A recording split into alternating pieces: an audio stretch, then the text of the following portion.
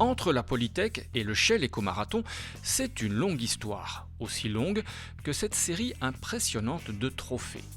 Et en 2017, le team a choisi de s'aligner avec Choupette. Alors la voiture est une voiture citadine, c'est-à-dire qu'elle est équipée de phares avant, d'essuie-glaces, de rétroviseurs et de phares arrière. La coque est réalisée en fibre de verre époxy. Le poids global du véhicule est de l'ordre de 150 kg sans le pilote. Le moteur que nous avons équipé est un moteur où nous modifions la tête, donc c'est-à-dire le cylindre et la culasse.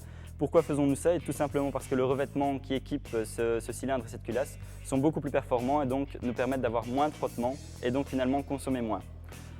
Actuellement, nous consommons environ 0,46 litres au 100 km grâce à ce moteur, c'est-à-dire que nous pouvons parcourir environ 202 à 204 km par litre.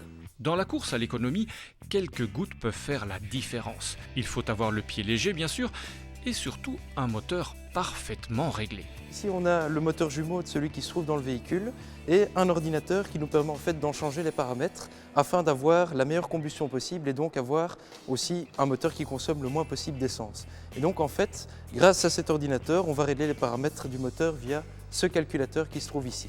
À la Polytech, on mise également sur le long terme. Parallèlement à leur projet, les étudiants planchent déjà sur le prototype 2018 qu'ils légueront à leurs successeurs. En même temps de faire un travail pour nous, on fait un travail pour les générations qui vont nous suivre afin de les aider et ainsi produire un meilleur résultat. Et nous, ce qui nous intéresse, c'est dans les années futures, avoir la Polytech toujours dans les résultats les meilleurs.